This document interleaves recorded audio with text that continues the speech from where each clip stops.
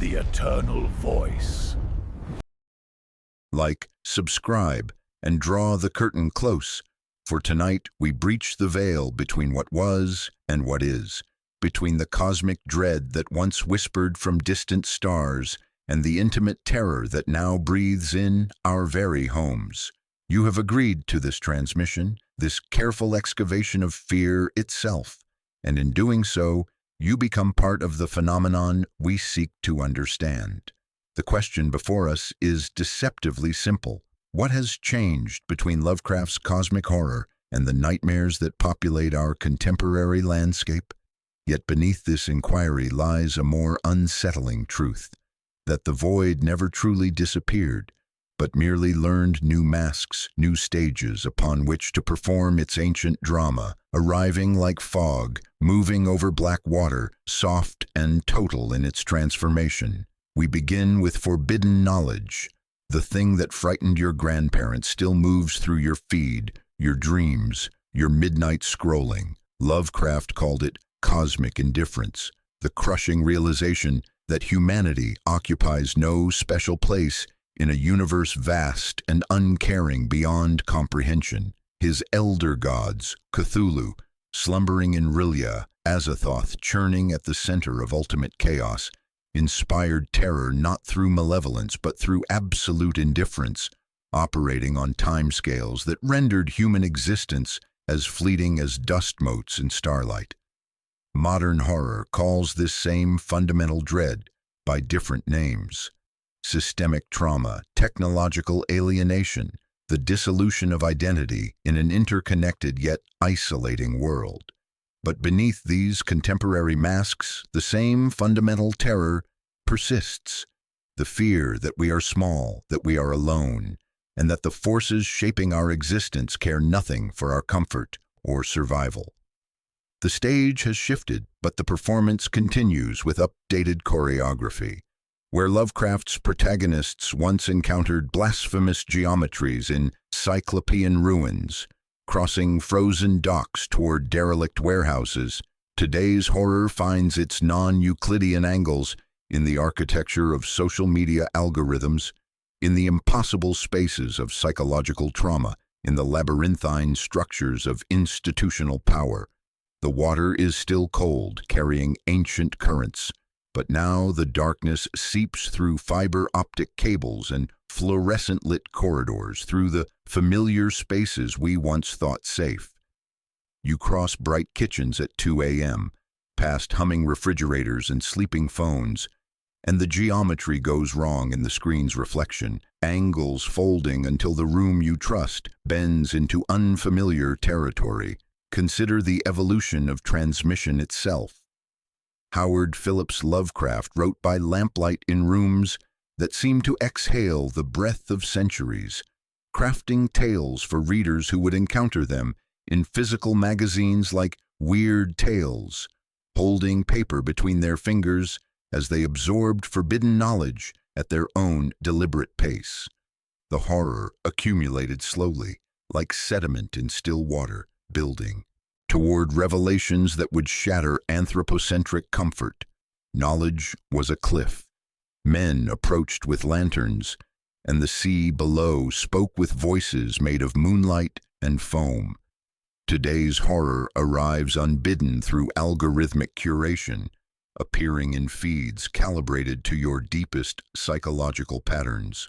The machine learning systems that govern your digital experience have analyzed millions of data points about your behavior, learning to predict what will capture your attention, what will make you pause, what will compel you to engage. The horror no longer waits for you to discover it. It discovers you, arriving precisely when you are most vulnerable to its influence. Knowledge now arrives as a feed, a river without banks, and you kneel to drink while the current learns your thirst and deepens it, inch by inch, until the dock you trusted becomes only memory and the night water touches your knees. The algorithm has become a new form of cosmic entity, operating on scales that exceed human comprehension, while directly manipulating human consciousness through mechanisms we cannot see or fully understand. You do not read the sign. The sign reads you, measures you, decides which corridor the next door should open onto. The idea still acts on you. That is the old law, but through new vectors that make the horror more immediate, more personal, more inescapable. Contemporary horror has internalized cosmic collapse, transforming external forces into intimate psychological and social dynamics.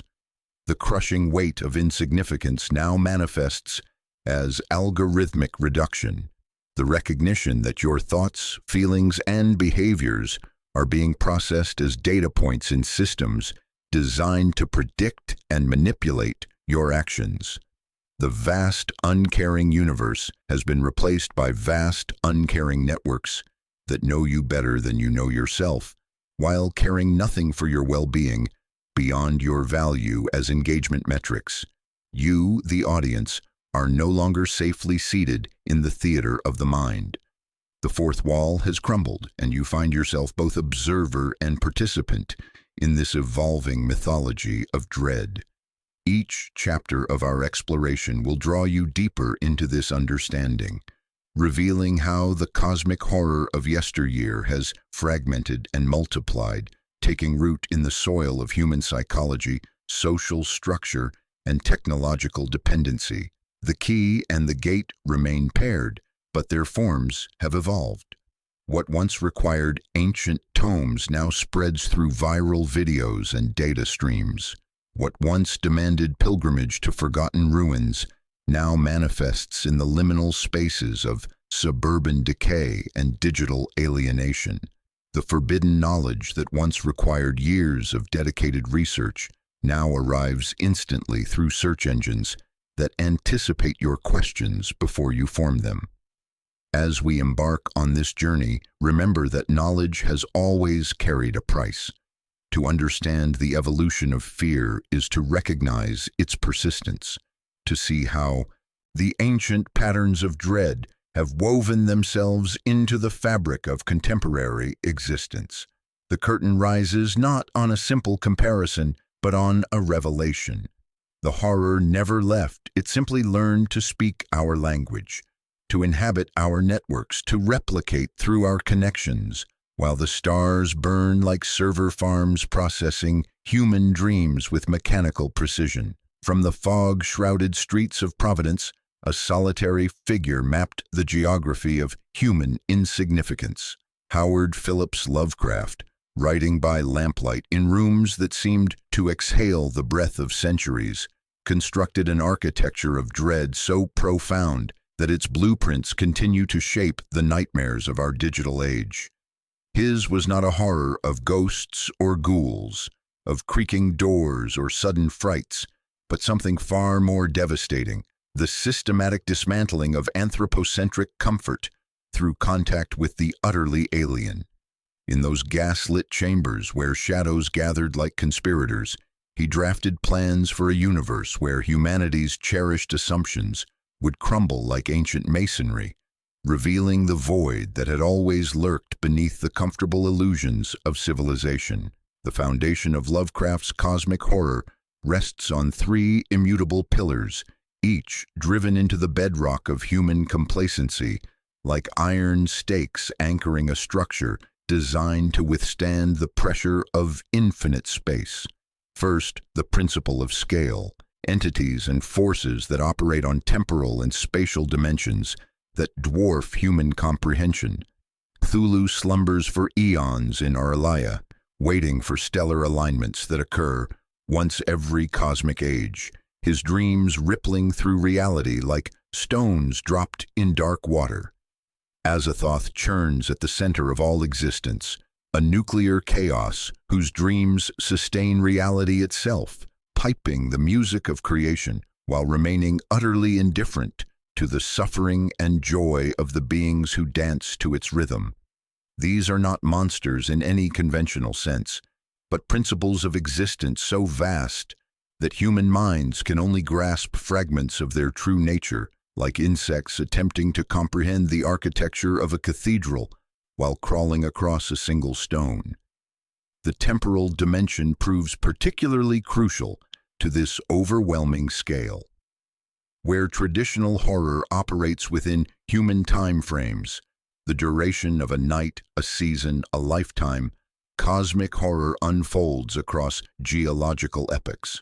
The great old ones measure their activities in millions of years, treating human civilizations as brief interruptions in their eternal slumber, making every human achievement a fleeting moment, every empire a sandcastle built between tides. Second, the principle of forbidden knowledge. Certain truths are literally dangerous to know, carrying within them the power to transform consciousness in ways that cannot be reversed or undone. The Necronomicon doesn't merely describe blasphemous rituals, it contains information that drives readers insane through comprehension alone.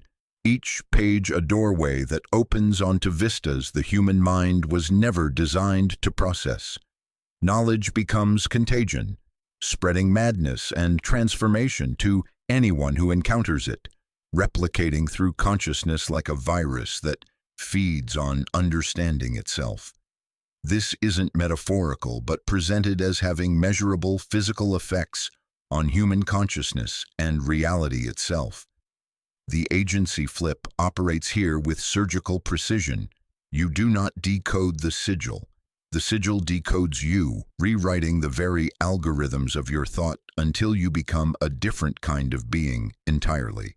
The forbidden text reads its reader, analyzing their psychological architecture and introducing modifications that serve purposes beyond human comprehension. Each symbol encountered becomes a seed planted in fertile consciousness, growing according to alien logic until the original personality becomes merely substrate for something unprecedented and terrible. The water you drink after reading such knowledge tastes different, carries new minerals that change the chemistry of your blood.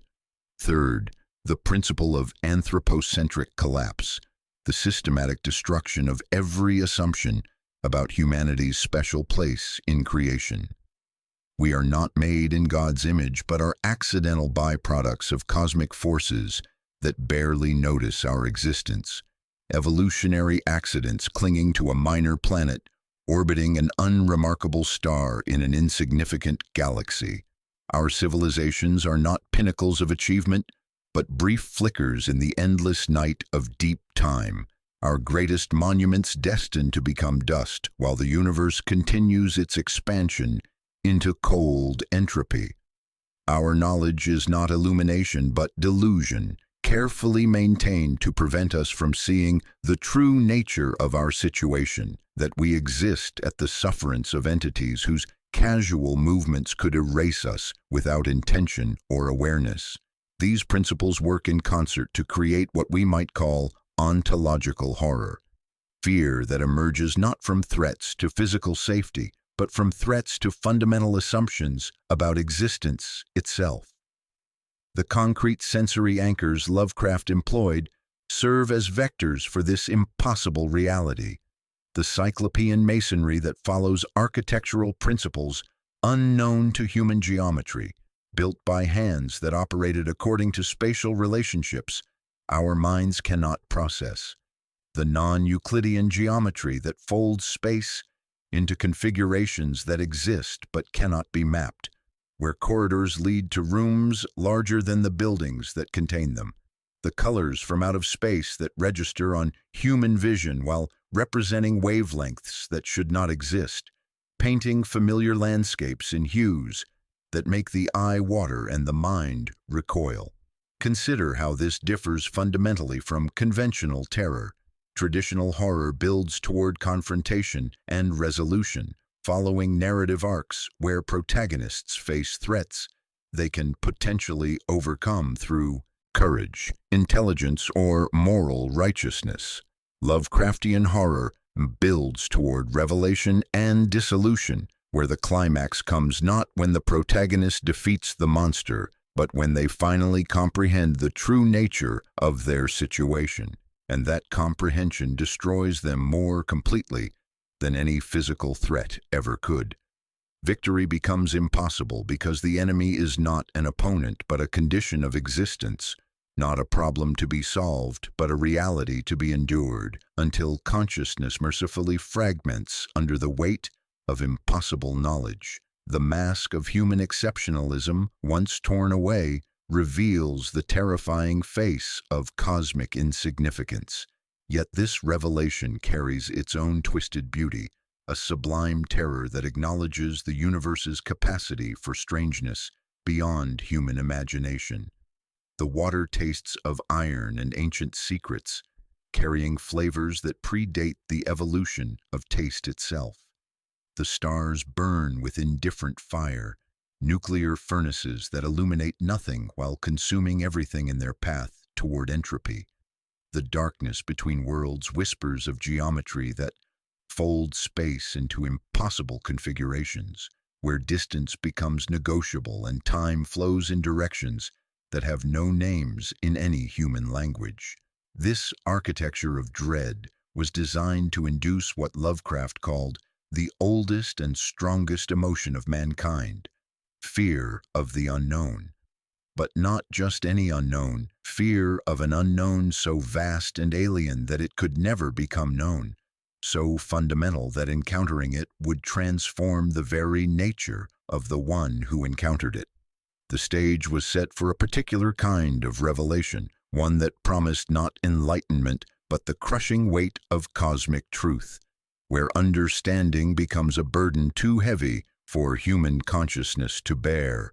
The curtain rises on this foundation, preparing us to witness how these ancient blueprints have been adapted, modified, and rebuilt to accommodate the particular terrors of our networked age. How does cosmic horror travel through time? Not through blood or digital networks alone, but through something far more intimate, the act of reading itself, the slow contamination of consciousness that occurs when minds encounter ideas too large for human architecture. The transmission of Lovecraftian dread follows pathways that modern horror has largely forgotten, channels of influence that operate according to principles older than mass media, older than cinema, older than the very concept of entertainment as we understand it. These are ancient roots where thoughts move like spores through still air, settling in receptive minds and growing according to their own alien logic, until the host consciousness becomes something fundamentally different from what it was before. Lovecraft's horror was born in the pulp magazines of the 1920s and 1930s, in publications that existed on the margins of literary respectability, like strange fungi growing in the shadows of more established forms, weird tales, amazing stories, wonder stories. These were not mass-market productions but specialized vessels for the strange, creating ecosystems where dedicated readers sought out the genuinely alien with the devotion of cultists approaching forbidden altars. The magazines themselves became talismans, their lurid covers promising glimpses of realities that mainstream literature dared not acknowledge. This transmission model shaped the very nature of cosmic horror, requiring active participation from audiences who would collaborate in the creation of meaning, filling gaps and connecting implications across an interconnected web of stories that grew more powerful with each reader's contribution. The water that carried these transmissions tasted of ink and possibility, flowing through postal systems and newsstands to reach minds prepared for contamination. Each issue arrived like a dispatch from territories unmapped by ordinary consciousness, carrying news of entities and geometries that existed in the spaces between accepted knowledge. The readership was small but intensely engaged, composed of individuals who understood that they were participating in something more than mere entertainment. They were archaeologists of the impossible, collectors of whispers from beyond the veil of conventional reality. The Arkham Circle, Lovecraft, Clark Ashton Smith, Robert E. Howard, and their correspondents created what amounted to a shared mythology through letters, a proto-internet of ink that bound authors into a collective unconscious. Their correspondence reveals the intimate process by which cosmic horror propagated, ideas shared between minds, refined through discussion, elaborated through mutual inspiration, until individual authorship became less important than the collective vision emerging from their exchanges. They understood that horror's power lay not in individual stories but in accumulated weight, in the slow building of a worldview that saw cosmic indifference lurking beneath every surface, waiting to be acknowledged by those brave or foolish enough to look. The transmission was inherently literary, depending on language itself as a vector for impossible ideas. The careful accumulation of adjectives served as incantation, each word adding weight to the spell being cast upon the reader's consciousness. The rhythm of sentences building toward revelation created a hypnotic cadence that bypassed rational defenses, allowing alien concepts to take root in the unconscious mind. The precise deployment of archaic vocabulary created distance between reader and text, establishing the temporal remove necessary for cosmic perspective, while making the familiar world seem suddenly strange and temporary. But the signal moves and the props change hands with each generation of transmission. August Derleth salvages manuscripts and builds Arkham House, institutionalizing the mythos while sometimes diluting its essential mystery through systematization. The correspondence circle becomes a publishing house, then influences cinema, where John Carpenter's Antarctic wastes and Ridley Scott's industrial cathedrals carry forward the essential mood while translating it into visual language. The Thing and Alien understand that cosmic horror works through implication and atmosphere, rather than explicit revelation, that the most effective terror emerges from what is suggested rather than what is shown. The stars burn cold in these films, their light filtered through ice and steel, while the darkness between worlds seeps into every frame. The digital age has created new transmission pathways that blend elements of both literary intimacy and visual immediacy, compressing the timeline of mythological development while expanding its potential reach exponentially. Online communities dedicated to creepypasta, alternate reality games, and viral horror content have created spaces where collaborative interpretation flourishes once again, but at network speed rather than postal pace. The SCP Foundation becomes a vast, democratically authored Necronomicon, with containment procedures disguised as clinical prose that makes the impossible seem bureaucratically mundane. These communities display the kind of deep engagement that characterized Lovecraft's original readership, but through technologies that allow real-time collaboration and instant global distribution. Yet something crucial shifts in this translation from analog to digital transmission, where Lovecraft's horror was designed to accumulate slowly, building toward worldview transformation through patient accumulation of unsettling details. Digital horror often operates through immediate impact and viral spread. The algorithm becomes the new outer god, not malevolent but indifferent, processing human attention according to principles we cannot fully comprehend, feeding us exactly what it calculates we want to see while slowly reshaping our desires in return. It studies your pauses like augurs once studied entrails, predicts your desires by measuring your hesitation, and serves the next offering with mechanical precision. The transmission methods themselves reveal the horror's fundamental evolution. Lovecraft's forbidden knowledge required pilgrimage to libraries where rare magazines gathered dust, to correspondence networks where ideas fermented in isolation, to communities of the initiated who understood the price of the knowledge they sought. Modern horror's forbidden knowledge comes to you unbidden, pushed through feeds and recommendations, arriving in your pocket through pathways you never consciously opened. The water still carries strange currents, but now it flows through fiber optic cables at light speed, while the stars burn in server farms processing human dreams with indifferent efficiency. Consider how this fundamentally changes the nature of consent in horror transmission. Lovecraft's readers chose their contamination, actively seeking out the strange and accepting the psychological consequences of exposure to ideas too large for human architecture. Modern audiences often encounter horror passively, through algorithmic curation that operates below the threshold of conscious choice. The idea acts on you through pathways you never consciously opened, seeding itself in the substrate of your attention while you scroll through feeds, optimized to capture and hold your focus. The mask of willing participation slips, revealing the more complex reality of contemporary horror transmission. We are all part of the network now, all potential vectors for the spread of ideas that shape consciousness in ways we are only beginning to understand. The curtain between creator and audience has become permeable, and the stage extends into the seats themselves, making every viewer a potential performer in the ongoing drama where the void has learned to speak through our own connections. The architecture has shifted, but the blueprints remain recognizable.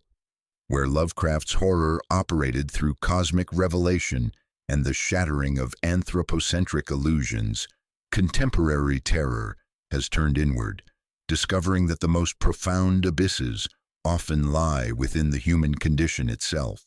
The void has not disappeared.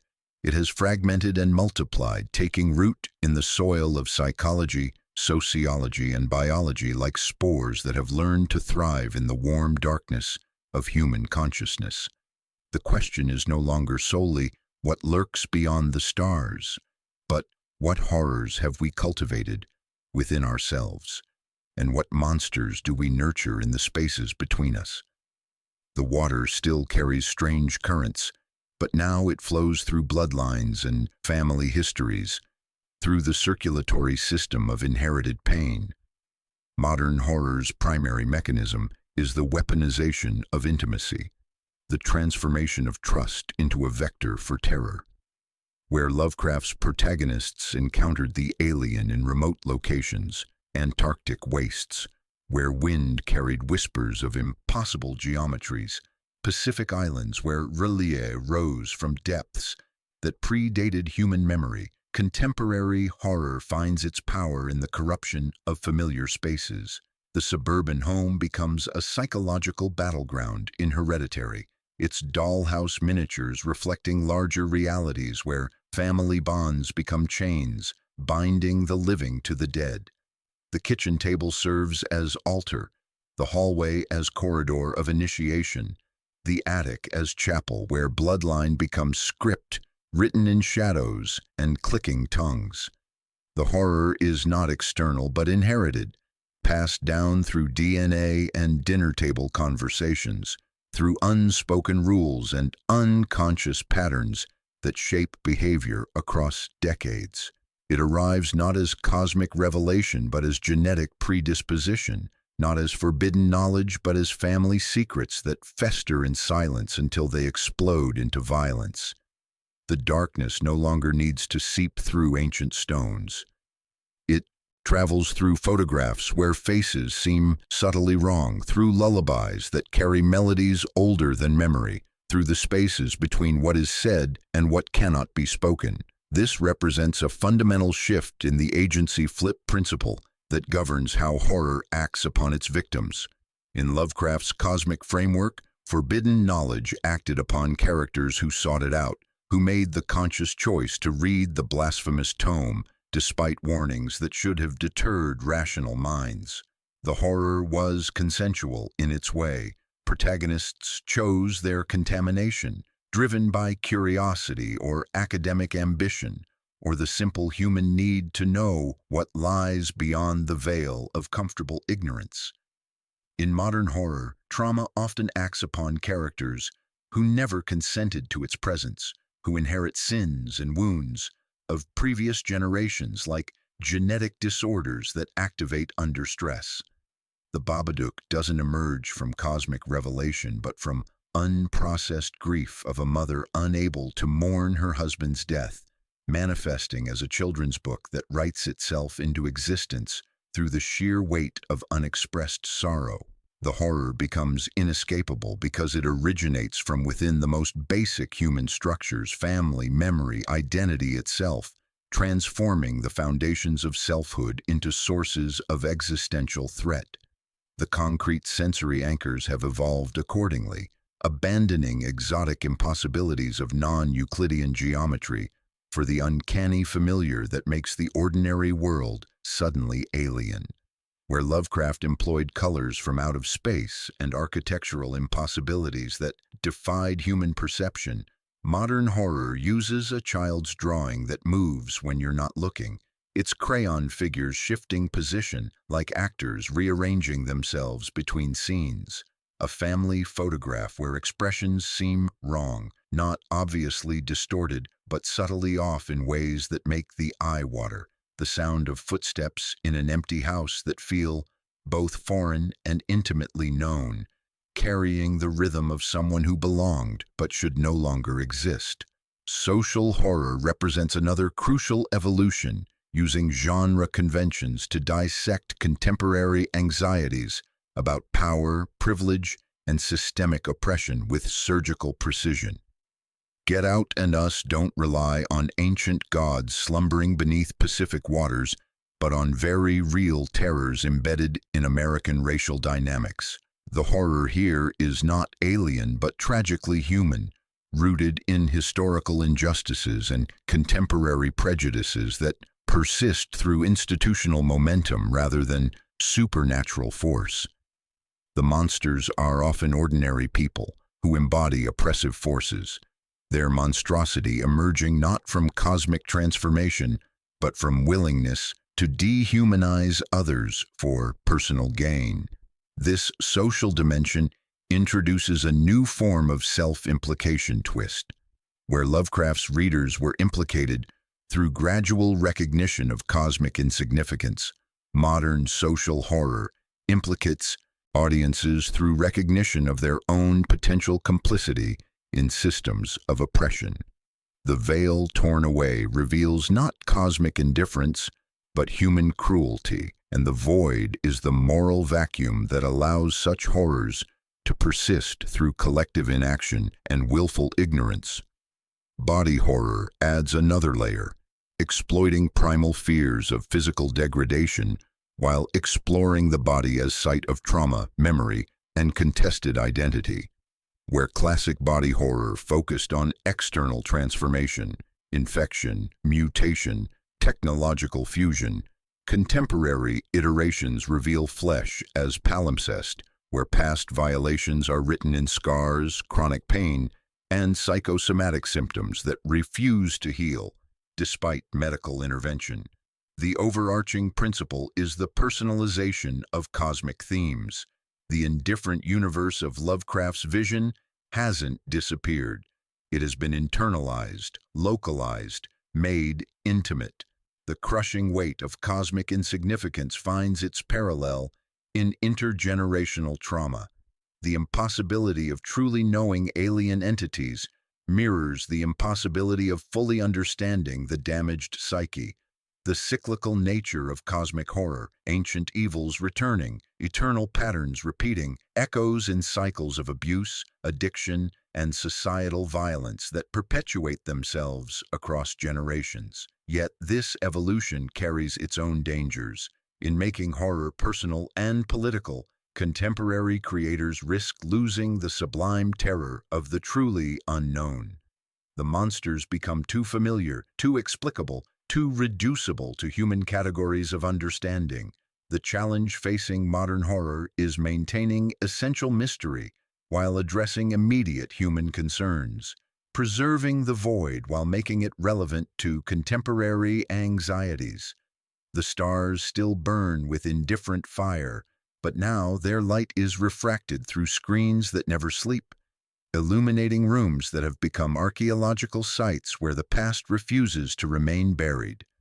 In the spaces between clicks, In the pause before the next video loads, something watches and learns with mechanical patience that would make Azathoth seem restless by comparison. The most profound evolution in horror transmission may be the one we notice least. The algorithm itself has become our modern Necronomicon, a text that reads us as we read it, constantly rewriting itself based on our deepest fears and desires while we remain unconscious of the exchange. This is not metaphor but mechanism, a system that processes human attention according to principles we cannot fully comprehend, feeding us exactly what it calculates we want to see, while slowly reshaping our wants in return, like water that learns the shape of its container and then begins to erode new channels through the bedrock of consciousness. Consider the parallels with surgical precision.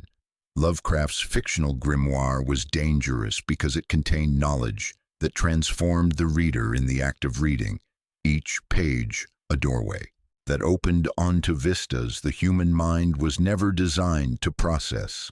The algorithm operates through the same fundamental principle, but with terrifying efficiency and scale that exceeds any ancient tome's capacity for contamination. Every pause becomes data, every replay a confession of desire, every comment a sample of consciousness that feeds back into the system, teaching it to better predict and manipulate human behavior with each interaction.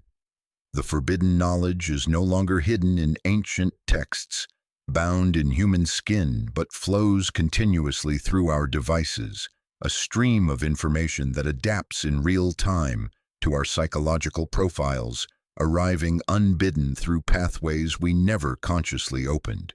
The SCP Foundation represents perhaps the purest digital evolution of cosmic horror, a collaborative mythology that spreads through online communities, accumulating layers of interpretation as it passes from writer to writer, like a virus that gains complexity with each transmission. Like Lovecraft's fictional Mythos, it becomes more powerful through collective engagement, developing a life beyond any individual creator's control or intention. But where Lovecraft's circle communicated through letters that took weeks to cross continents, SCP operates through wikis, forums, and social media platforms that compress transmission time from months to seconds, creating feedback loops that accelerate mythological development exponentially.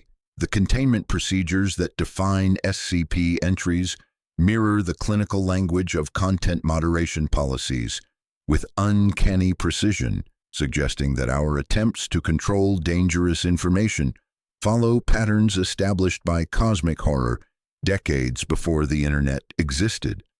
The anomalous objects that require containment often exhibit properties that echo Lovecraftian themes.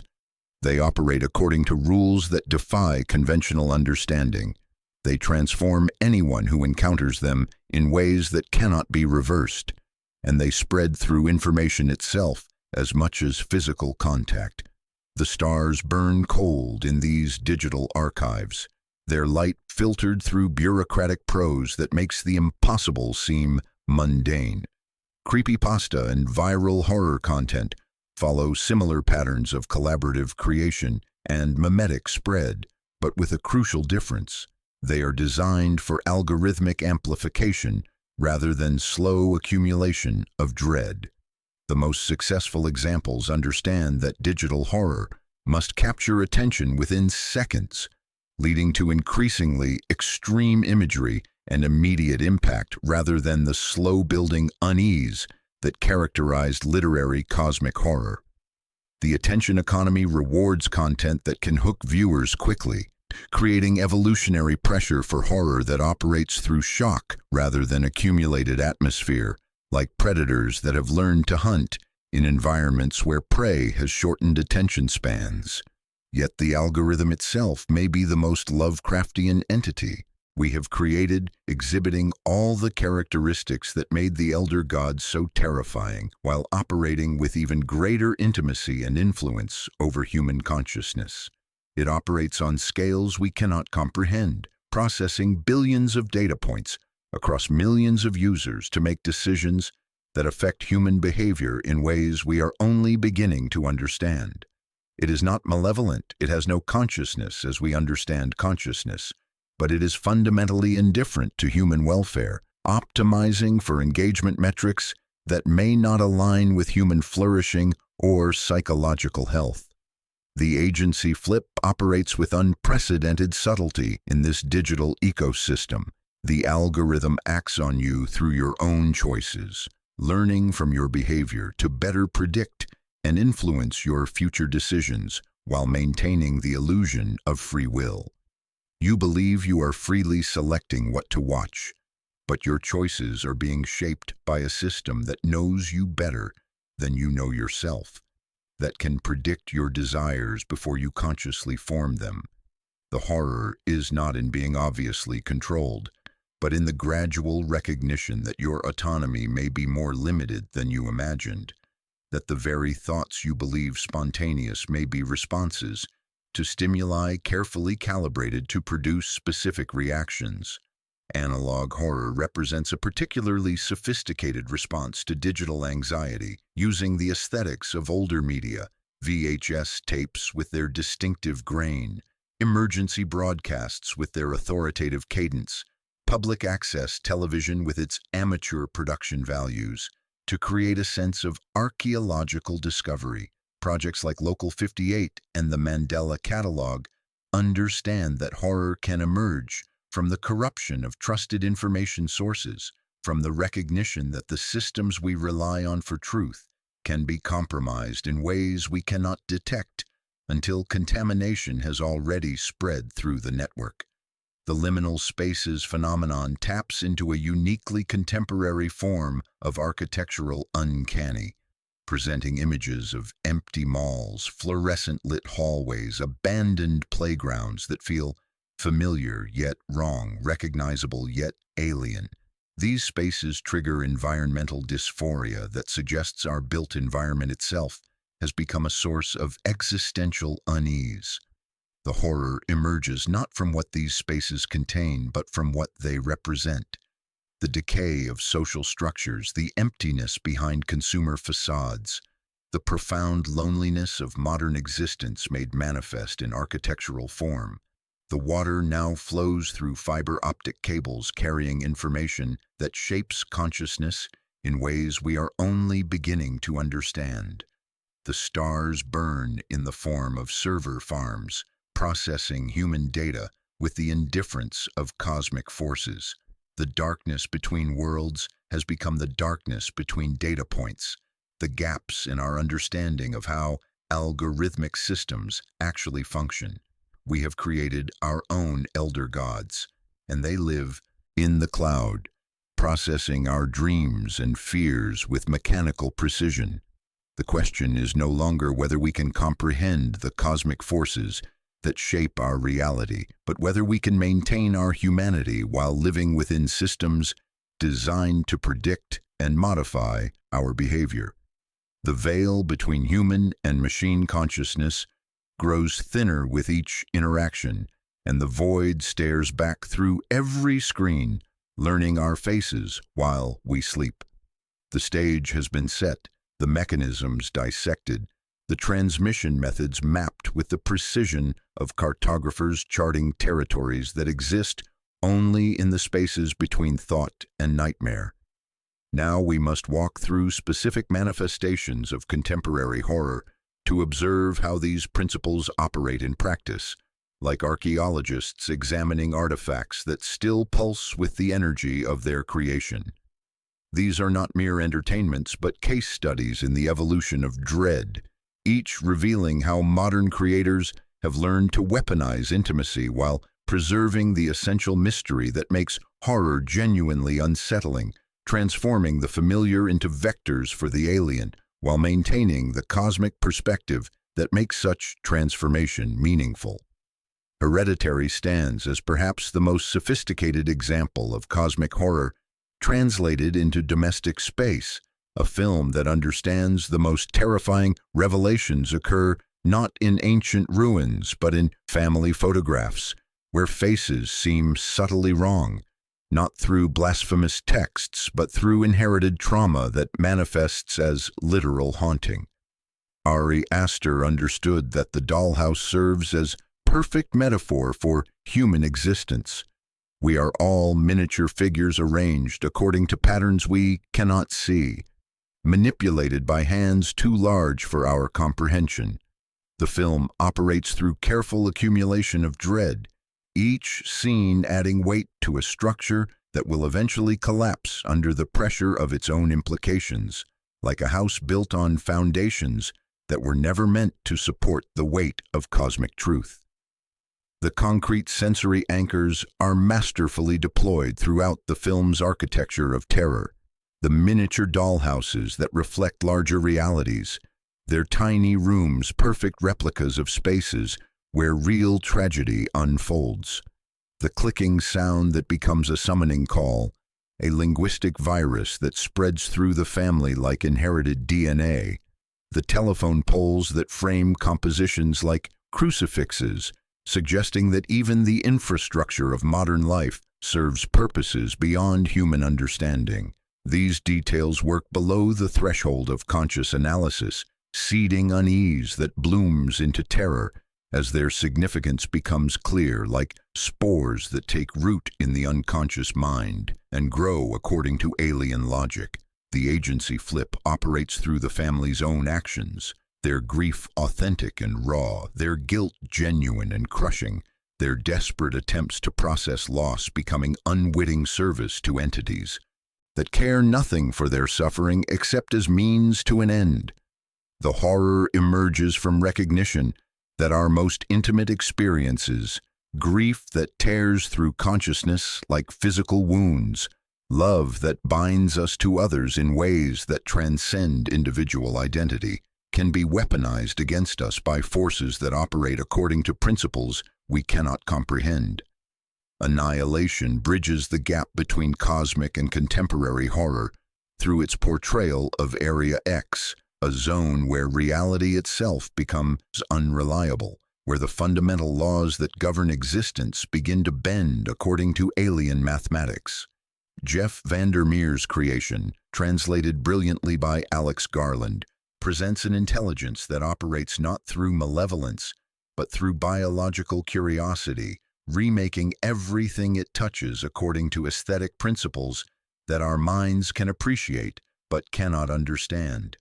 The shimmer functions as living metaphor for how trauma operates, distorting memory until past and present become indistinguishable, fragmenting identity until the self becomes multiple, creating doubles and reflections that seem familiar yet wrong in ways that make the eye water. The expedition members' gradual transformation mirrors the way psychological damage spreads through groups, how one person's breakdown can contaminate others through proximity and shared experience. The horror is not in being attacked, but in being changed, in losing the boundaries that define the self until identity becomes negotiable. The film's visual language employs beauty as vector for terror, crystalline trees that grow in impossible configurations, flowering corpses that bloom with colors that have no names, the bear whose cry contains human voices speaking words that should never be spoken. The water tastes of something that was never quite water. The air shimmers with possibilities that were never quite possible. Get Out represents social horror at its most sophisticated, using genre conventions to dissect the liberal racism that operates through appropriation rather than exclusion, revealing how the most insidious forms of oppression often wear masks of benevolence. Jordan Peele understood that the greatest horror can emerge from those who believe themselves to be allies, while participating in systems of exploitation, who smile while they prepare the auction block. The sunken place functions as both metaphor and literal manifestation of psychological subjugation, a space where consciousness persists but agency disappears, where the victim can observe but cannot act, trapped in their own body like passengers in vehicles they cannot steer. The film's genius lies in its ability to make every social interaction potentially threatening, to reveal how microaggressions and coded language can serve as reconnaissance for more direct forms of violence. The horror emerges not from supernatural forces, but from recognition that ordinary social situations can be elaborate traps, that the people who seem most welcoming may be the most dangerous, that the very structures designed to protect and include can be perverted into mechanisms of control and exploitation. The Lighthouse pushes boundaries of psychological horror through its portrayal of isolation and maritime madness, creating a claustrophobic world where reality becomes negotiable under pressure of extreme circumstances.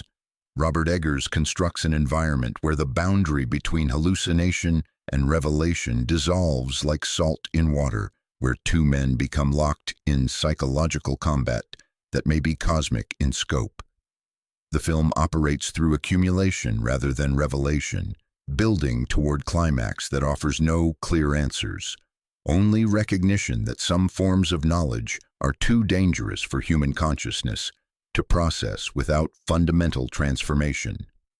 These case studies reveal how contemporary horror has learned to preserve essential mystery of cosmic dread while grounding it in recognizable human experiences. The void has not disappeared, but has learned to speak through family trauma, environmental collapse, social oppression, and psychological breakdown. The curtain between cosmic and intimate horror has become permeable, creating new possibilities for terror that operate on multiple scales simultaneously. The audience is no longer safely distanced from horror, but implicated in its unfolding, forced to confront uncomfortable truths about the nature of human experience and the systems that shape our reality while the stars burn with indifferent fire. We have examined individual manifestations of contemporary horror, but now we must step back to observe the larger ecosystem in which these terrors flourish, like organisms adapted to specific environmental conditions.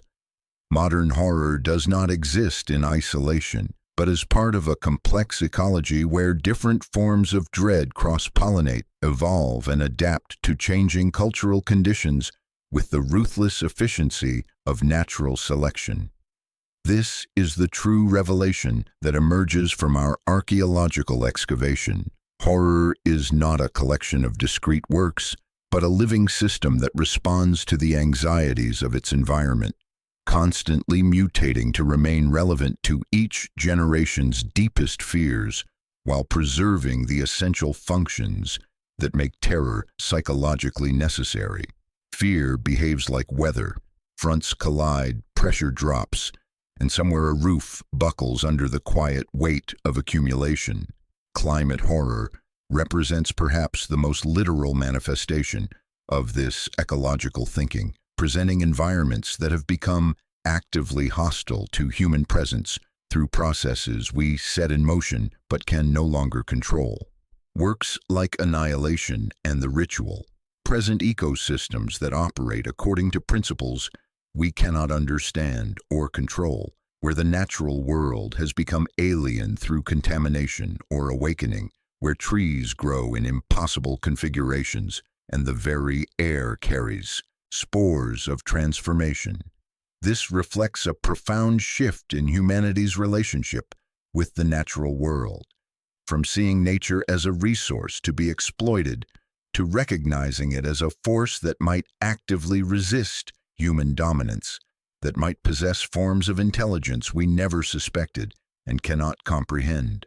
The Anthropocene becomes a new form of cosmic horror, operating on scales that dwarf individual human experience while being directly caused by human action.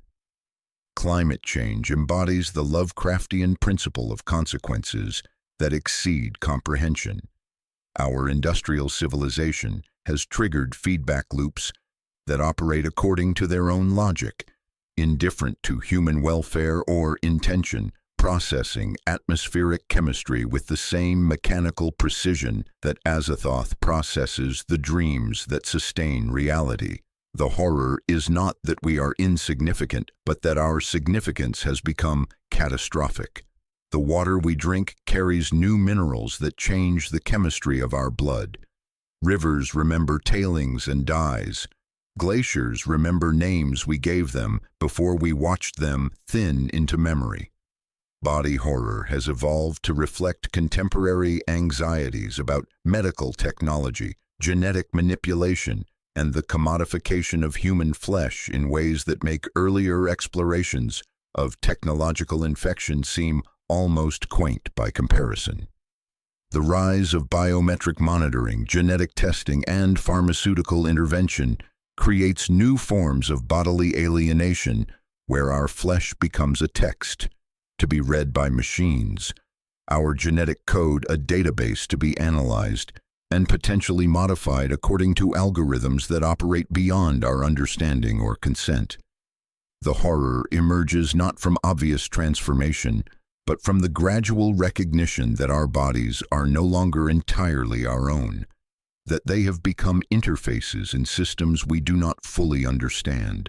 Insurance portals decide futures by proxy. Clinical dashboards reframe pain as numbers that must justify themselves to algorithmic clerks behind the curtain. Technological horror has moved beyond simple machines become evil narratives to explore more subtle forms of digital alienation that operate through the very systems we use to connect and communicate.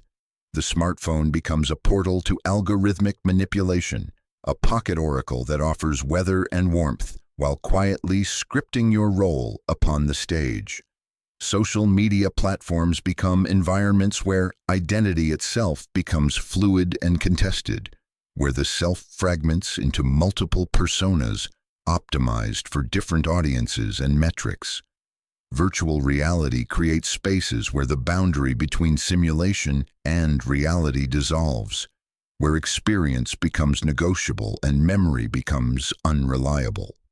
The most sophisticated technological horror recognizes that the real threat is not artificial intelligence becoming conscious, but human consciousness becoming algorithmic.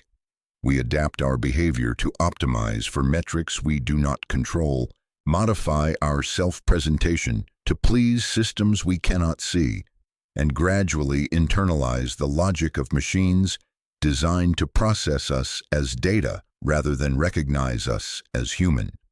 The agency flip operates with unprecedented subtlety. We believe we are using the tools, but the tools are subtly using us, reshaping our desires and perceptions according to their own cold, optimizing logic. Trauma horror has emerged as a dominant subgenre, using supernatural elements to externalize and explore the lasting effects of psychological damage, revealing the monsters that reside not in distant stars, but in the fractured landscape of the human psyche. The Babadook, His House, and Saint Maud all understand that the most persistent monsters are often the ones we carry within ourselves, the ways that past pain continues to shape present reality through mechanisms we cannot consciously control. This represents a profound evolution in horror's treatment of mental health, moving beyond simple stigmatization to explore the genuine terror of losing control over one's own mind, of discovering that consciousness itself can become unreliable terrain, a shoreline where the tide erases messages before morning.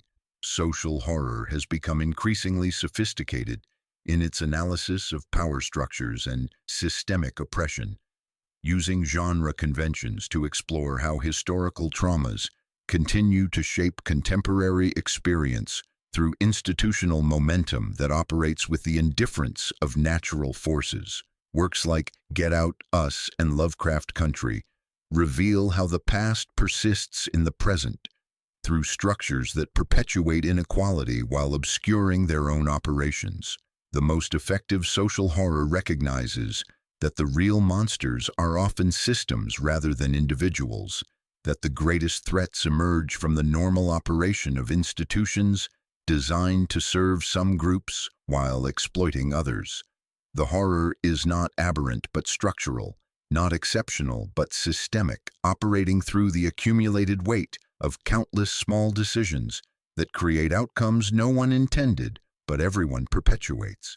These different forms of horror do not exist in isolation but cross-pollinate and hybridize with increasing frequency, creating new species of dread that combine elements from multiple sources like organisms sharing genetic material across species boundaries. Climate horror borrows from body horror's exploration of contamination. Technological horror incorporates trauma. Horror's focus on psychological fragmentation. Social horror employs cosmic horror's sense of vast, indifferent forces operating beyond human control while remaining grounded in immediate human experience. The result is an ecology of fear, a complex adaptive system that preserves essential functions, catharsis, warning, ritual, while changing forms like a shoreline in storm season. The ecology of fear reveals itself as a living reef of narratives that accrete around human attention, constantly evolving to remain relevant to changing conditions, while preserving the essential functions that make horror psychologically necessary. Each generation must rediscover the void in forms that speak to its particular anxieties, but the void itself remains constant, the recognition that human consciousness exists within contexts that exceed its capacity for complete understanding or control. The water still carries strange currents, but now it flows through multiple channels simultaneously.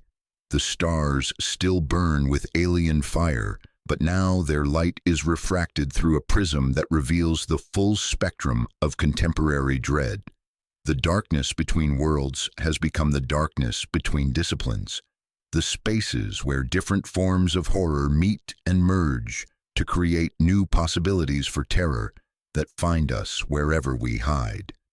In the spaces between posts, in the pause before the next notification arrives like a whispered summons from digital depths, something spreads with the patience of spores waiting for optimal atmospheric conditions.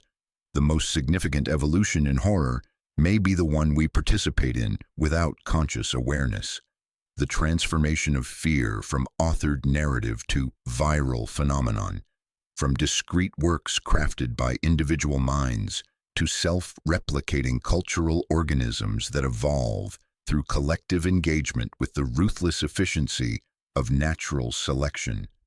We have become both creators and vectors in a new form of mythological transmission, one that operates at the speed of networks rather than the contemplative pace of traditional publishing, where stories spread like contagions through the bloodstream of digital culture, mutating with each transmission while preserving their essential capacity to terrify. The Slender Man phenomenon represents the first fully digital cryptid, a creature born from internet forums that achieved mythological status through collective elaboration, proving that contemporary horror can achieve the kind of cultural penetration that once required centuries of oral tradition.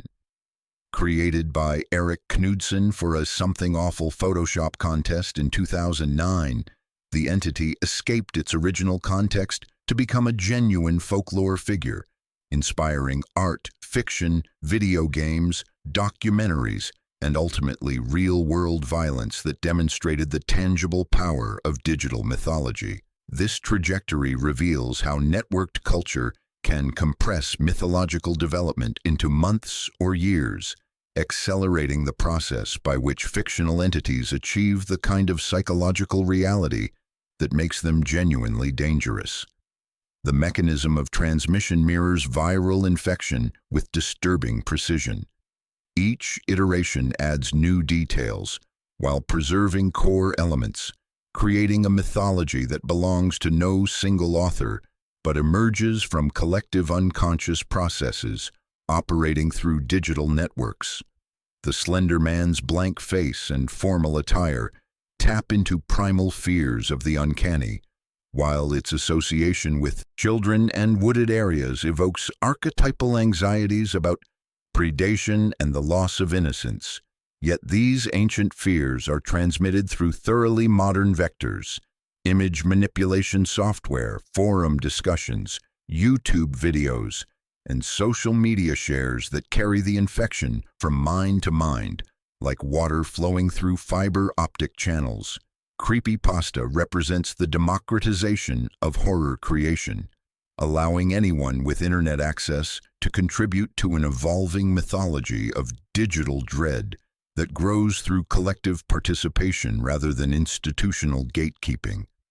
The most successful examples understand that viral horror must be easily shareable while maintaining enough ambiguity to invite interpretation and elaboration. Candle Cove, Ben Drowned, and The Backrooms all operate through the principle of implied narrative. They provide just enough detail to establish a premise while leaving gaps that readers' imaginations must fill, transforming consumers into collaborators in the creation of meaning. This participatory element fundamentally alters the agency flip principle. The story acts on the community, seeding ideas that grow according to their own logic. But the community also acts on the story, creating feedback loops that can amplify certain elements while allowing others to fade into digital obscurity. Each reader who shares, discusses, or builds upon a creepypasta becomes part of its transmission network, helping to shape its evolution and determine its cultural impact through mechanisms that operate below the threshold of conscious intention. The SCP Foundation represents perhaps the most sophisticated example of collaborative horror mythology, creating a shared universe that spans thousands of entries, contributed by hundreds of authors, working within a framework that maintains internal consistency while allowing for infinite expansion. The clinical tone and scientific formatting serve multiple functions. They create cognitive dissonance between mundane presentation and extraordinary content. They establish internal consistency that makes the impossible seem plausible through bureaucratic authority. And they provide a framework that allows multiple authors to contribute while maintaining narrative coherence across a vast collaborative mythology. The containment procedures that define SCP entries reflect contemporary anxieties about information control and institutional authority with surgical precision. The Foundation operates as a shadow organization with unlimited resources and moral flexibility, suggesting that the preservation of normalcy requires constant vigilance and occasional atrocity. This mirrors deeper concerns about the institutions we empower to protect us from threats we cannot comprehend, about the price of safety in a world where safety itself may be an elaborate performance stage behind curtains we are not allowed to draw aside. Analog horror represents a sophisticated response to digital anxiety, using the aesthetics of older media, VHS tapes with their distinctive grain, emergency broadcasts with their authoritative cadence, public access television with its amateur production values, to create a sense of archaeological discovery.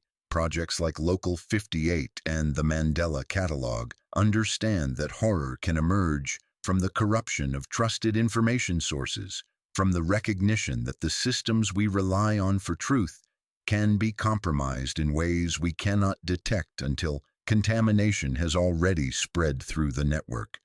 The VHS aesthetic serves multiple functions. It creates temporal distance that makes content feel like historical artifact. It introduces visual artifacts that can be interpreted as signs of corruption or manipulation, and it evokes nostalgia for a time when information sources seemed more reliable and trustworthy. The horror emerges not from explicit content, but from the gradual recognition that familiar formats we associate with authority and truth can be vehicles for deception and manipulation. The Backrooms phenomenon demonstrates how liminal space photography can evolve into collaborative mythology through network effects that transform individual images into vast shared universes. What began as a single image of an empty office space has spawned thousands of images, stories, and video explorations of infinite architectural spaces that exist outside normal reality.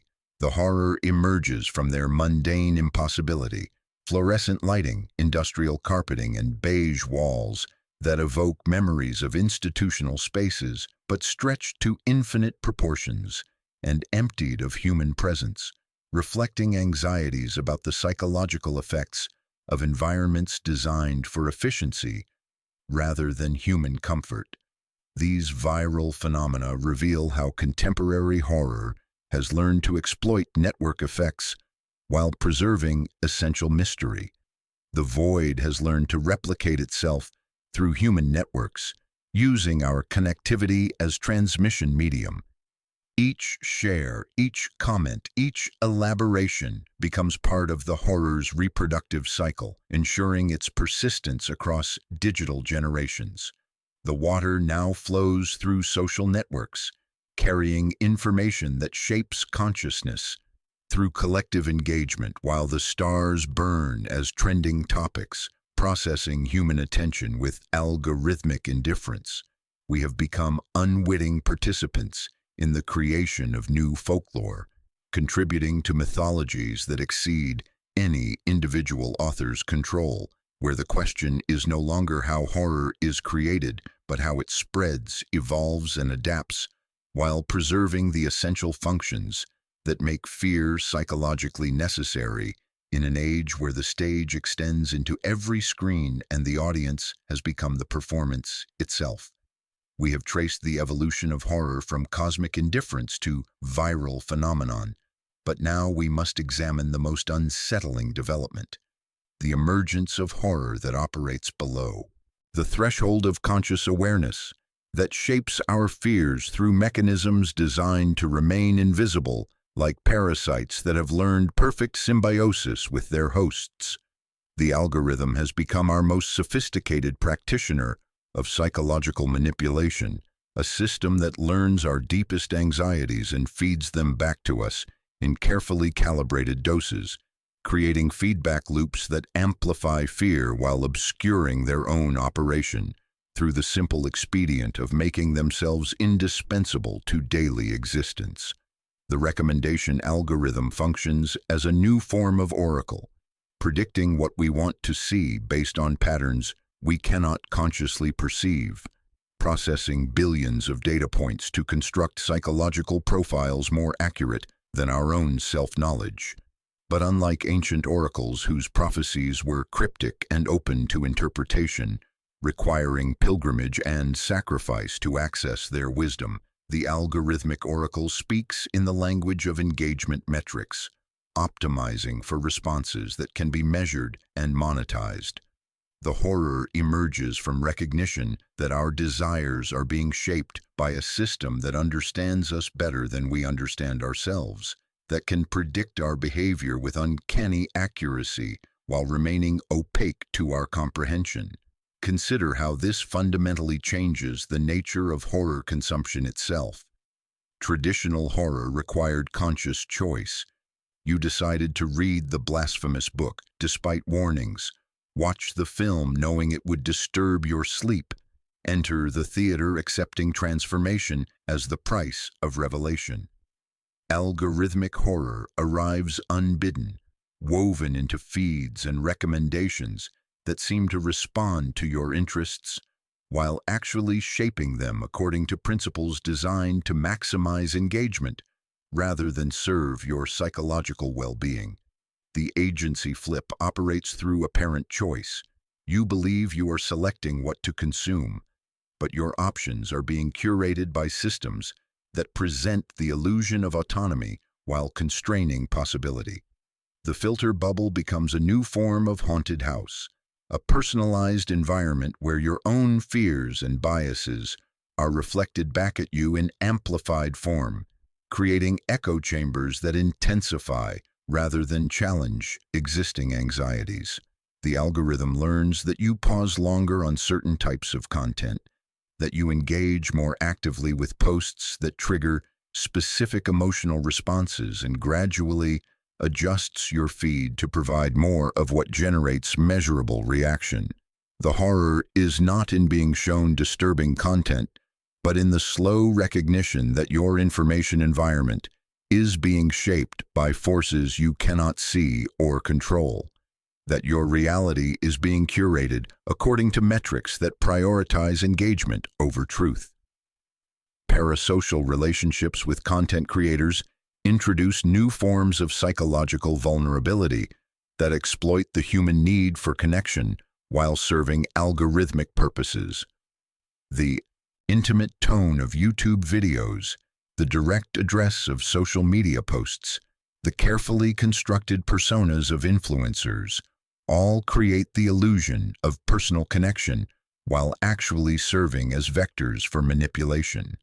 The horror emerges when these seemingly authentic relationships are revealed to be performance, when the person you thought you knew turns out to be a carefully constructed brand designed to generate engagement and extract data from your emotional responses. The attention economy transforms human consciousness itself into a resource to be harvested, processed, and sold to the highest bidder, treating awareness as commodity rather than the foundation of human dignity. Every click becomes data, every pause a confession of desire, every scroll a vote in elections you never knew were being held. The horror is not in being monitored. Surveillance has become normalized to near invisibility, but in the gradual recognition that your consciousness has become a commodity, that your thoughts and feelings are being processed by machines designed to predict and influence behavior in ways that serve corporate interests rather than human flourishing. Deep fake technology and synthetic media create new forms of epistemic horror, undermining our ability to distinguish between authentic and artificial content with surgical precision. The proliferation of AI-generated images, videos, and text creates an environment where nothing can be trusted, where any piece of media might be fabricated by systems designed to deceive. The horror emerges not from specific deceptions, but from erosion of trust in information itself, from recognition that we may be living in a world where truth has become indistinguishable from sophisticated lies. The uncanny valley effect takes on new significance in an age of synthetic media, where the slight wrongness that makes artificial humans disturbing becomes a metaphor for our entire information environment.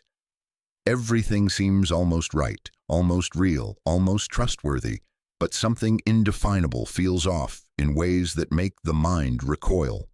The horror is in the uncertainty, in the inability to identify exactly what is wrong, while being unable to shake the feeling that something is fundamentally amiss.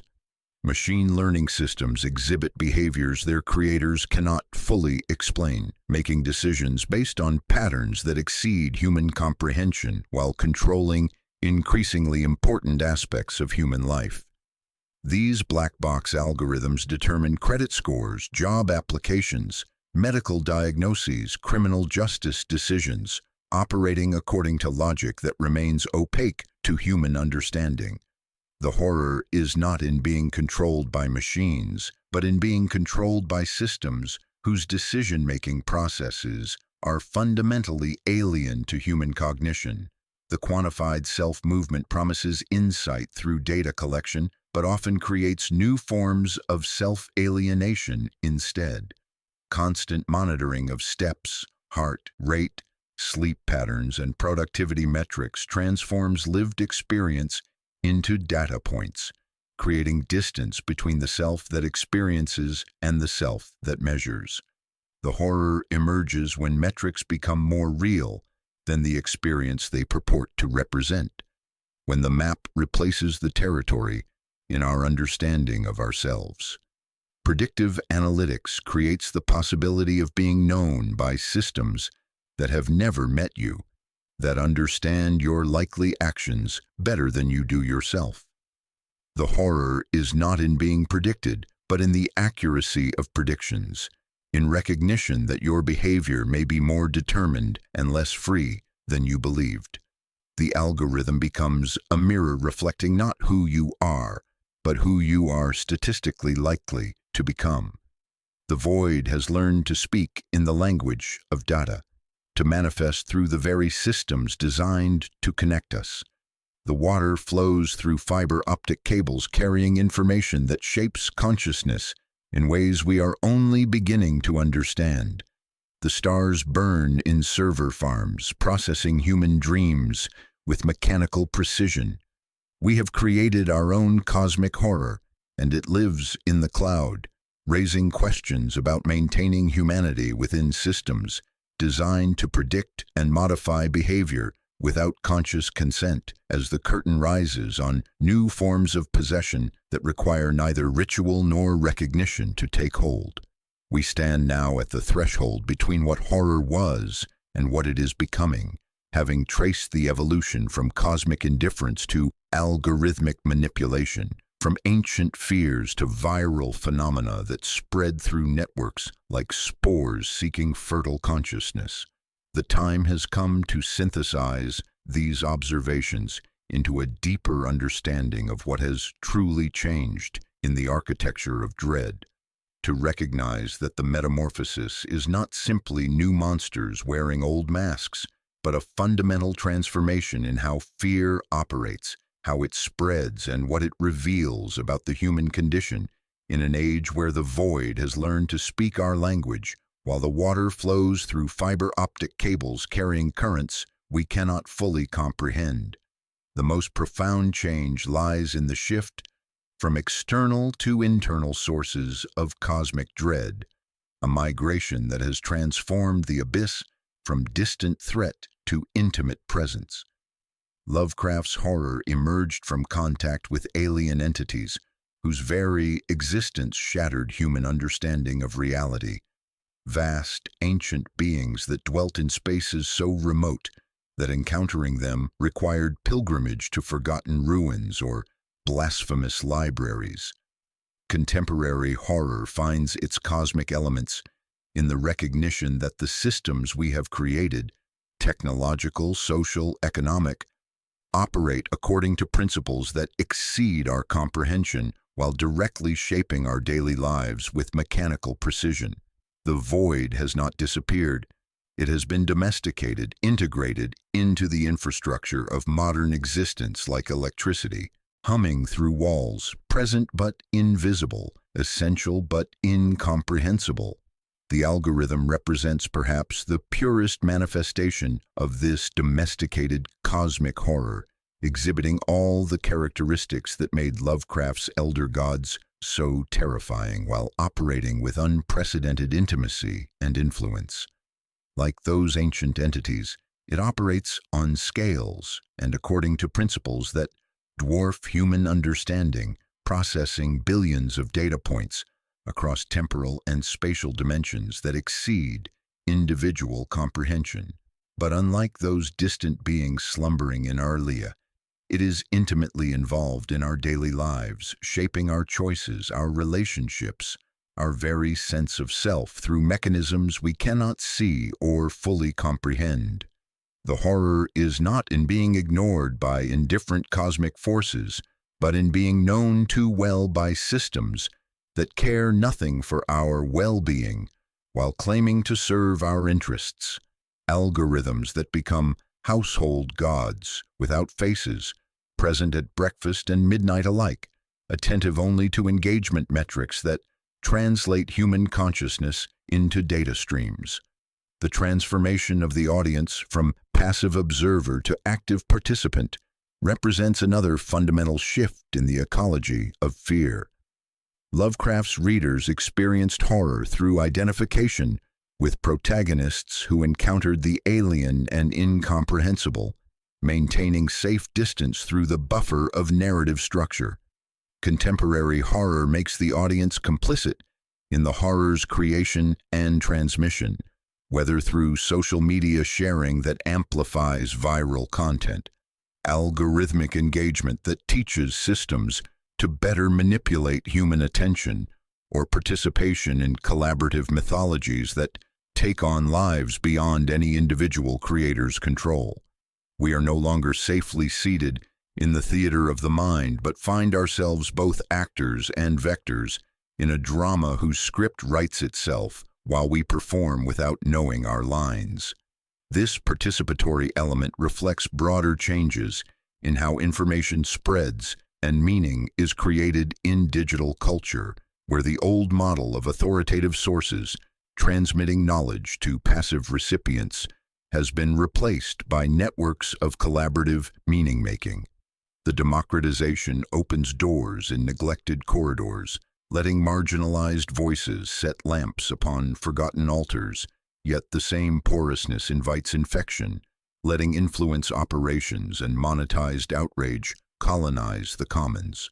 The speed of transmission has accelerated exponentially, compressing mythological development from centuries to weeks through network effects that grant horror, the agility of weather and the lifespan of weather, sudden, everywhere, yet easily forgotten, leaving behind saturated soil where new storms seed faster still.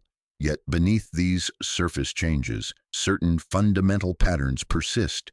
With the inevitability of geological processes, the human need to externalize and dramatize existential anxieties remains constant, even as the specific forms those anxieties take continue to evolve. The fear of insignificance that drove Lovecraft's cosmic horror finds new expression in anxieties about being reduced to data points in algorithmic systems. The terror of forbidden knowledge persists in concerns about information overload and the difficulty of distinguishing truth from manipulation in environments where reality itself becomes contested terrain. The concept of contamination, the idea that exposure to certain information can fundamentally alter consciousness, remains central to both classical and contemporary horror, whether the vector is an ancient tome or a viral video, optimized for maximum psychological impact.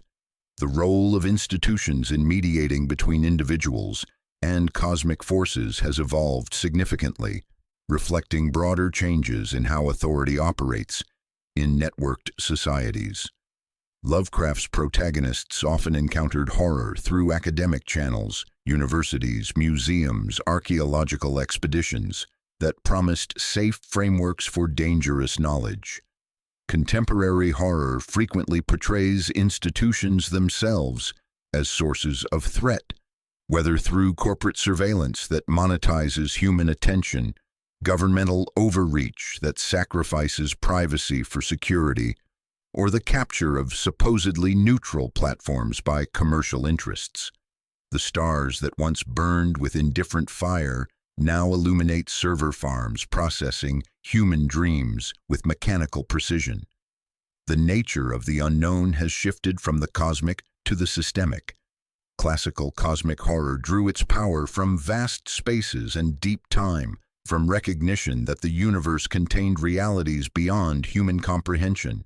Contemporary horror focuses on the unknown within the apparently familiar, the hidden algorithms that shape our feeds, the surveillance systems that monitor our behavior, the ways our psychology can be manipulated by forces we cannot see. The horror is not in what lies beyond the stars, but in what lies beneath the surface of our daily digital interactions, in the darkness that hums behind every screen while we sleep. This transformation reflects broader cultural changes in how we understand knowledge, reality, and human agency. The Enlightenment confidence in human reason that Lovecraft's cosmic horror challenged has given way to postmodern uncertainties about the nature of truth and the reliability of information. Contemporary horror explores these epistemic anxieties using genre conventions to examine how we can know anything for certain in environments where reality itself can be manipulated through technological means. The metamorphosis continues, and we are both its agents and its subjects, creators and victims of new forms of horror that reshape human consciousness in ways we are only beginning to understand. The void has learned to inhabit our networks, to replicate through our connections while maintaining its essential indifference to human welfare. The curtain between cosmic and intimate horror has become permeable, creating new possibilities for terror that operate on multiple scales simultaneously. The question is no longer what cosmic forces might threaten humanity from beyond, but what we have become in creating systems that exceed our comprehension while claiming to serve our needs. As the stage expands to encompass everything and the performance continues without intermission under lights that never dim, we have journeyed far from our opening question about what has changed between Lovecraft's cosmic horror and contemporary nightmares. Yet perhaps we have arrived exactly where we began, at the recognition that horror, in all its forms, serves as a mirror for our deepest anxieties about existence, consciousness, and meaning. The journey through shadows reveals not just what has changed, but what remains eternally present in the human encounter with forces that exceed our understanding and control, returning like tide and echo, each wave carrying the same salt from oceans that have no names in any human language, while reshaping the shoreline with patient, inexorable persistence. The eternal return is not simple repetition, but spiral progression. Each return to cosmic themes brings new understanding, new possibilities, new ways of integrating insights that seemed irreconcilable in their original forms. Lovecraft's cosmic horror has not disappeared, but has gone underground, influencing contemporary culture in ways both obvious and subtle, seeding itself in the substrate of digital networks and algorithmic systems like spores that have learned perfect symbiosis with their technological hosts. What emerges is not resurrection but reincarnation, the same essential principles inhabiting new forms while adapting to changed conditions with the patience of geological processes, preparing for a return that transforms both the returning elements and the culture that receives them.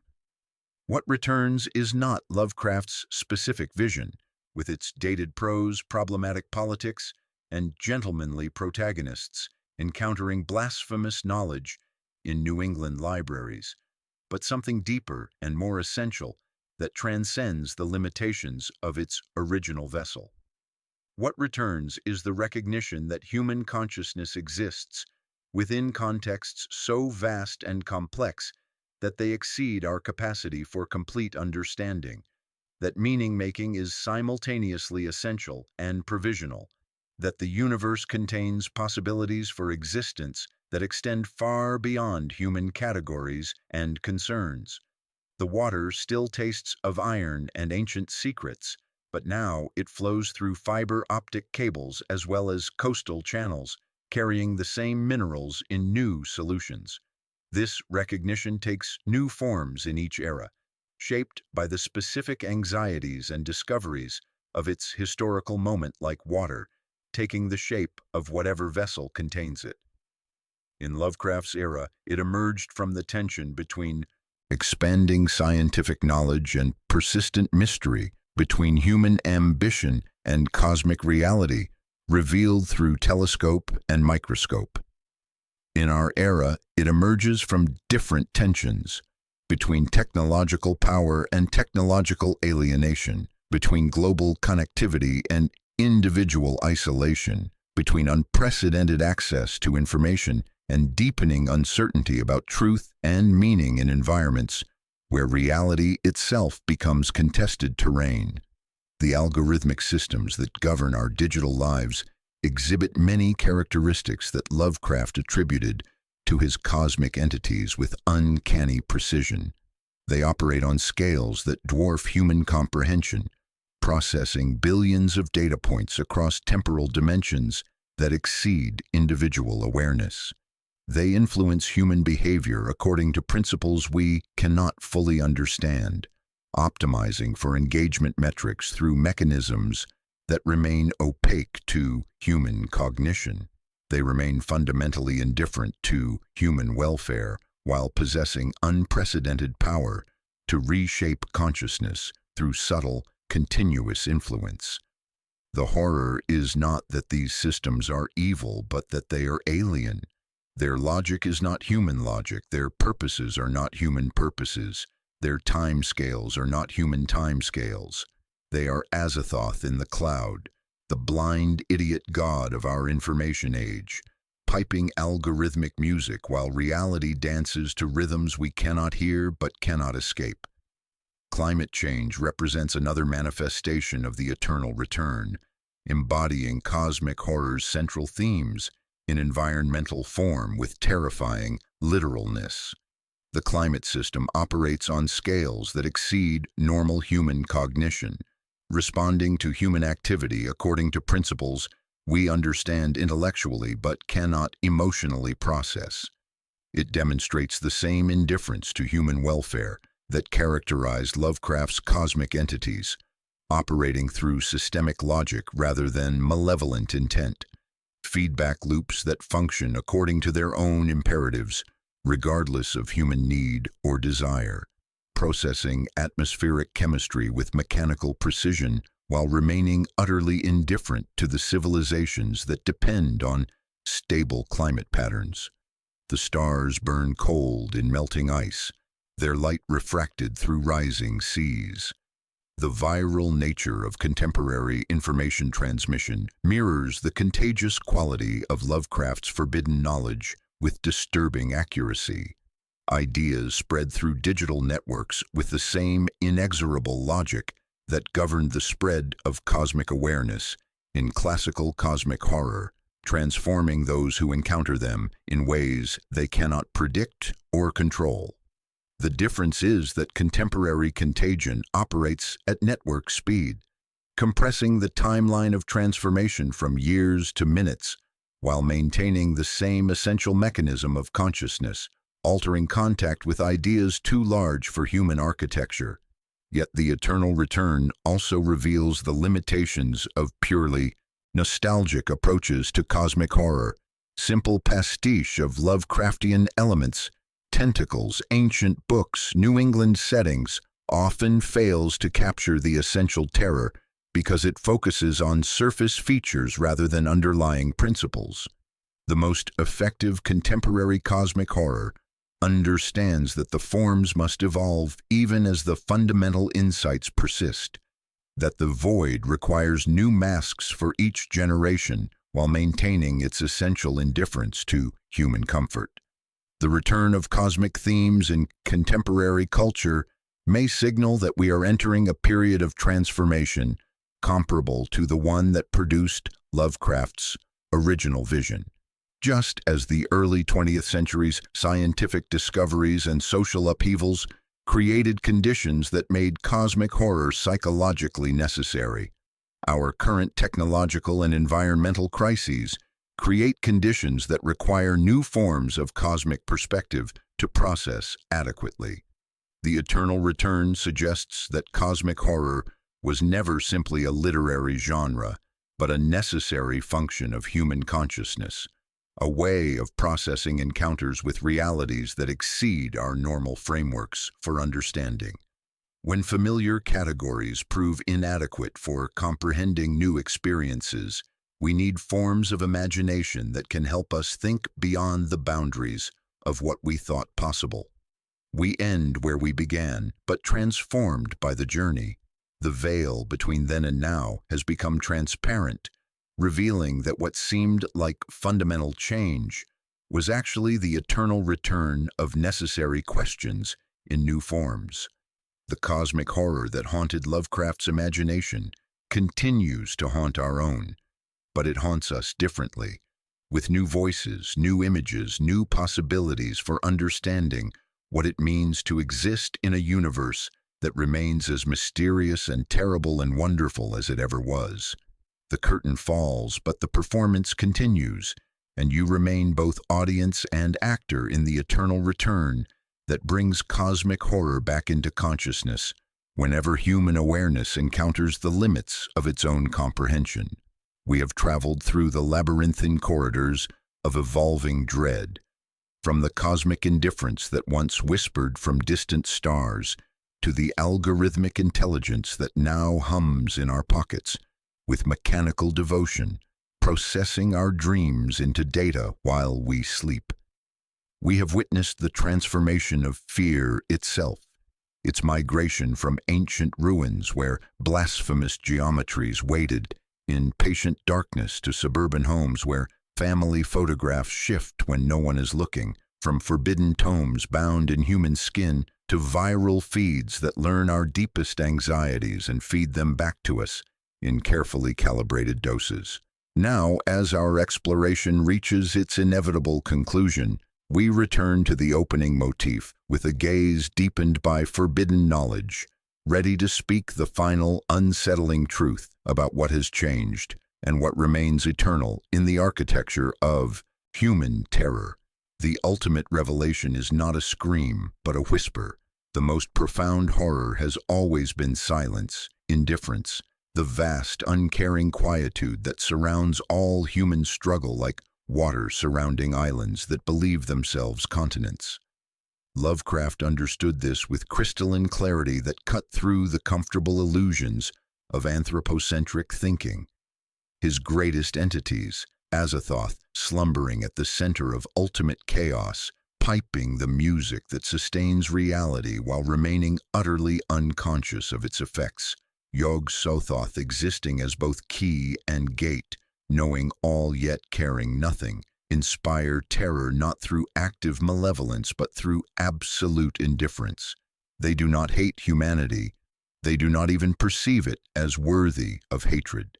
This is the whisper that cuts deeper than any scream, the recognition that our grand narratives, our struggles, our very consciousness are utterly meaningless in the face of such cosmic scale. Modern horror, in its most profound iterations, arrives at the same essential silence through different pathways that wind through the infrastructure of contemporary existence. The algorithm that shapes our feeds operates with the same fundamental indifference as Lovecraft's cosmic entities. It processes human consciousness as data, optimizing for engagement metrics without regard for human well-being or dignity, caring only for the mathematical relationships that maximize attention capture. The climate system responds to human activity according to principles that care nothing for human intention or desire, processing atmospheric chemistry with mechanical precision while remaining utterly indifferent to the civilizations that depend on stable patterns. The systems of oppression that generate social horror persist not through conscious malice, but through structural inertia, the terrible momentum of institutions that continue to function long after their original purposes have been forgotten or perverted, grinding human lives into metrics with the same unfeeling efficiency. The circular echo returns us to the concept of primal insignificance, but now imbued with the weight of all the horrors we have explored throughout our journey into contemporary darkness. The psychological fragmentation explored in films like Hereditary, where family bonds become vectors for supernatural manipulation, the social violence dissected in Get Out, where liberal benevolence masks predatory appropriation, the technological alienation manifested in algorithmic manipulation that shapes consciousness through invisible mechanisms. All are variations on the same fundamental theme. Human consciousness exists within contexts that exceed its capacity for comprehension or control. Yet something profound has changed in how this insignificance manifests in our networked age, where Lovecraft's protagonists faced cosmic indifference from external sources, ancient entities dwelling in spaces so remote that encountering them required pilgrimage to forgotten ruins, alien geometry that existed in dimensions perpendicular to human understanding. Contemporary horror often confronts us with indifference that emerges from systems we ourselves have created. The void has not disappeared. It has been internalized, integrated into the infrastructure of modern existence, like electricity humming through walls. We have become complicit in our own cosmic horror, architects of our own insignificance. We did not merely unleash the unknown. We optimized it, tuned the key, and widened the gate until the idea acts upon us through our own choices. The meta-story lexicon reveals its final truth through the dissolution of boundaries that once seemed absolute. The stage has expanded to encompass the entire world. The audience has become part of the performance, and the curtain between reality and representation has dissolved like sugar in dark water. We are no longer safely seated in the theater of imagination, but find ourselves as unwilling actors in a drama whose script we cannot read and whose director remains forever absent. The horror is not in the performance, but in the recognition that there may be no one watching, no meaning to be derived from our suffering, no purpose to justify our existence beyond the mechanical processing of engagement metrics by the massed choir of data centers singing in conditioned air. The agency flip reaches its ultimate expression in this recognition. We are not acted upon by external forces, but by the logical consequences of our own actions, by systems we created but can no longer control, by technologies we developed but can no longer understand. The horror is not that we are powerless, but that our power has exceeded our wisdom, that our creations have become our masters, that our tools have begun to use us with the same indifference we once imagined we could maintain toward the natural world. The creation inversion twist reveals its deepest implications. The beginning was not light but chaos, not order but indifference, not meaning but the absence of meaning. The primordial void from which all existence emerged was not darkness waiting to be illuminated, but the fundamental state of reality, a reality that briefly allows for the emergence of consciousness before inevitably reclaiming it. Every moment of awareness, every flash of understanding, every connection between minds is a temporary victory against the eternal silence that surrounds and defines all existence. The veil and void paradox reaches its final resolution. There is no veil, only the illusion of separation between consciousness and the abyss. The void is not beyond or beneath or behind reality. It is the substrate of reality, the ground from which all experience emerges and to which it inevitably returns. The horror is not in lifting the veil, but in recognizing that the veil was always transparent, that we have always been looking directly into the abyss without realizing it, that the stars burn cold, not in distant space, but in server farms processing human dreams with mechanical precision. As the curtain falls, not with the crash of dramatic revelation, but with the gentle descent of inevitable conclusion, we are left with the profound, unsettling recognition that the exploration of horror is itself a form of horror. To understand fear is to invite its presence. To map the territory of dread is to become part of that territory. The knowledge we have gained cannot be unlearned. The patterns we have recognized cannot be unseen. The connections we have made cannot be severed. The water has seeped into our very being, carrying currents that flow through fiber optic cables and bloodstreams alike.